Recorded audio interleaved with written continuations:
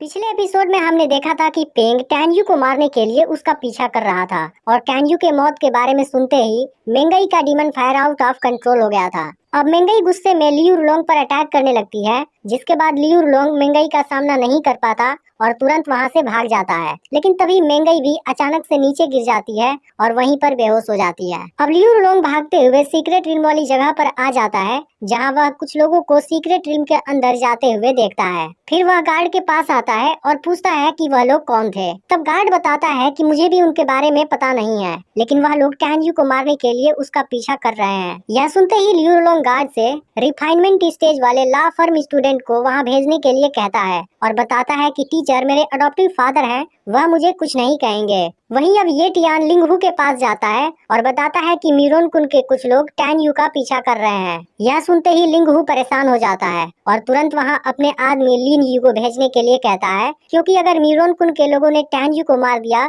तब लिंगहू अपना बेट हार जाएगा। इधर स्नो वैली में पेंग को टैन्यू मिल गया है और वह लगातार उसका पीछा कर रहा है, लेकिन टैन्यू इनसे काफी तेज भाग रहा है। तभी टैन्यू को बर्फीले दानों का गुफा दिखाई देता है और वह पेंग को उसके बीच फंसाने का डिसाइड करता है। वह पेंग और उसके लोगों का मजाक उड़ाने लगता है और कहता है, आज तुम अपने इग्नोरेंस के वजह से मरोगे। यह सुनकर पेंग के आदमी कंफ्यूज हो जाते हैं, उन्हें समझ नहीं आता कि टैन्यू के कहने का मतलब क्या है। फिर वह पेंग से पूछते हैं, लेकिन उसे भी पता नहीं होता। अब पेंग टैन्यू पर काफी गुस्सा हो जाता है और फिर से उसका पीछा करने लगता है, लेकिन असल में यह सब टैन्यू का पूरा प्लान होता है। वह बर्फीले दानों पर पीछे से अटैक करके तुरंत वहां से भाग जाता है। इसके बाद बर्फीला दानव गुस्से में पेंग और उसके लोगों के सामने आ जाता है और उसे देख पेंग काफी डर जाता है। तभी बर्फीला दानव पेंग के एक आदमी पर अटैक कर देता है और उसे मार डालता है। यह देख पेंग भी अपने लोगों के साथ वहां से भागने लगता है और बर्फीला दानव इनका पीछा करने लगता है। वहीं अब टैन्यू भी इनके आगे ही भाग रहा होता है,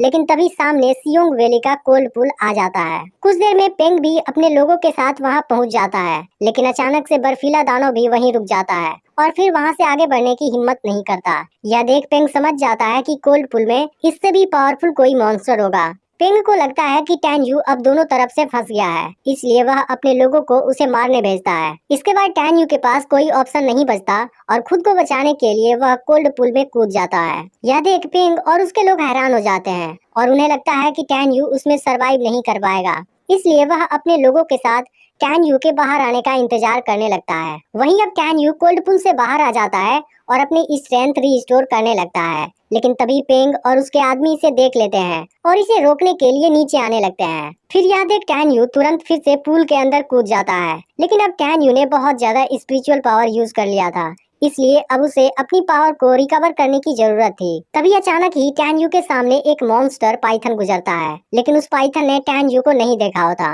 अब टैन्यू समझ जाता है कि उसे अपनी पावर तुरंत रिकवर करने की जरूरत है, इसलिए वह पूल में ही एक जगह पर मेडिटेशन करने लगता है। अब ऐसे ही 1 घंटे से ज्यादा समय बीत जाता है, लेकिन पेंग के आदमी को टैन्यू नजर नहीं आता, इसलिए वह पेंग से यहाँ से चलने के लिए कहता है, क्योंकि उसे लगता है कि किसी मॉन्स्टर ने अब तक टैन्यू को मार दिया होगा। लेकिन पेंग को ऐसा नहीं लगता और यह जगह चारों तरफ से पहाड़ों से घिरा हुआ है, इसलिए यहाँ से निकलने के लिए भी इनको अपनी स्ट्रेंथ रिकवर करने की जरूरत है। तभी पेंग को पानी से स्पिरिचुअल ऑरा निकलता हुआ दिखाई देता है। अब पेंग समझ जाता है कि टैन्यू अभी जिंदा है और अपनी स्ट्रेंथ रिकवर कर रहा है। यह देख पेंग और उसके लोग भी अपनी स्ट्रेंथ रिकवर करने लगते हैं। तभी कुछ देर बाद वहाँ पर और भी लोग आ जाते हैं, जिसमें से लिन यी और उसके लोगों को लिंगहू ने भेजा है और बाकी लियू रुलोंग के लोग हैं। लियू रुलोंग का आदमी पेंग के साथ मिल जाने का डिसाइड करता है, क्योंकि दोनों का टारगेट टैन्यू है। लेकिन अब लिन यी और पेंग के बीच बहस होने लगती है, क्योंकि लिंगहू और मीरोन कुन दोनों ने टैन्यू को मारने के लिए बेट लगाया है। अब लिन यी पेंग को मारने की धमकी देने लगता है,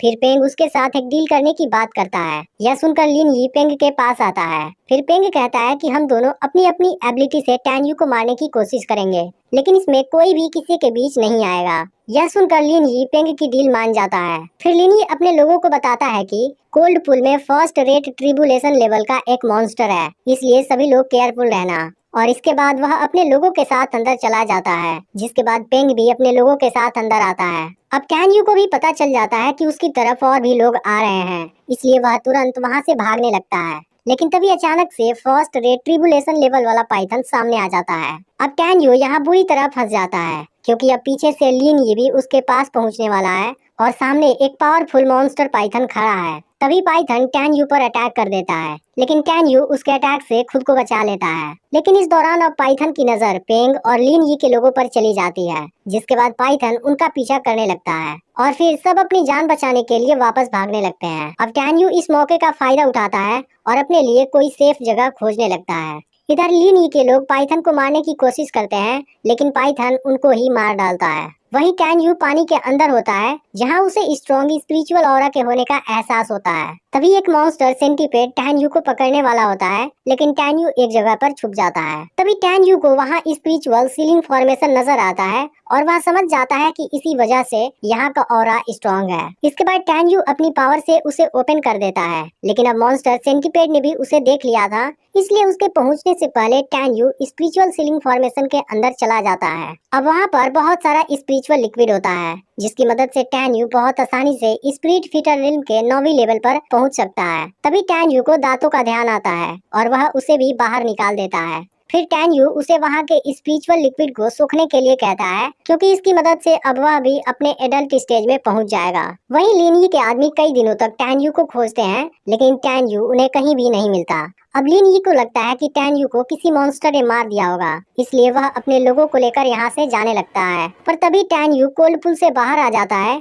और लिन यी के एक आदमी को मार देता है। यह देख लिन यी उस पर अटैक करने जाता है, जिसके बाद टैन यू भी अपनी तलवार निकाल लेता है और उसके 9वीं लेवल वाले पावर को देख लिन यी हैरान हो जाता है, क्योंकि इतने कम समय में 9वीं लेवल तक पहुंचना इम्पॉसिबल है। लेकिन फिर भी लिन यी और पेंग इसकी चिंता नहीं करते और अपने लोगों को टैन यू को मारने भेज देते हैं। इसके बाद टैन यू जब इनके ऊपर पावरफुल अटैक करना शुरू कर देता है, सब काफी डर जाते हैं और पीछे हटने लगते हैं। लेकिन अब टैन यू किसी को नहीं छोड़ता और सबको एक एक करके मारने लगता है। इस दौरान कुछ लोग यहाँ से निकलने वाले होते हैं, लेकिन टैन यू उनको भी जिंदा नहीं छोड़ता। अब टैन यू की पावर देख लिन यी डर गया होता है, इसलिए वह पेंग के साथ मिलकर उस पर अटैक करने का प्लान बनाता है। लेकिन पेंग खुद को टैन यू से ज्यादा पावरफुल समझता है, इसलिए वह अकेले ही उस पर अटैक करने का डिसाइड करता है। इसके बाद पेंग अपने स्टार रिफाइनिंग बॉडी में आ जाता है, जो कि बहुत ही पावरफुल होती है। लेकिन जब वह टैन यू पर अटैक करता है, टैन यू अपने पावर से उसे दूर फेंक देता है। यह देख पेंग काफी हैरान होता है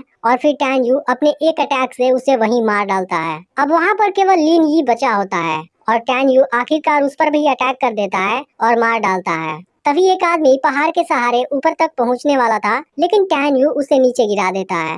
इसके अलावा और 3 लोग बचकर भागने की कोशिश कर रहे होते हैं, लेकिन अब टैन यू वहाँ भी आ गया होता है और फाइनली उन तीनों को भी मार देता है। अब टैन यू को मेंगई के बारे में याद आता है और वह तुरंत सीक्रेट रिल्म से बाहर आ जाता है। इसके बाद वह सीधा मेंगई से मिलने जाता है। फिर हम देखते हैं कि मेंगई पिछले इंसिडेंट के बाद से अभी तक बेहोश पड़ी है और सूजियान उसकी कंडीशन देख काफी रो रही है। लेकिन तभी टैन यू भी वहाँ आ जाता है। अब इसका अगला पार्ट भी बहुत ही जल्द अपलोड होने वाला है, इसलिए चैनल को सब्सक्राइब करके नोटिफिकेशन को ऑल पर सेट कर लेना।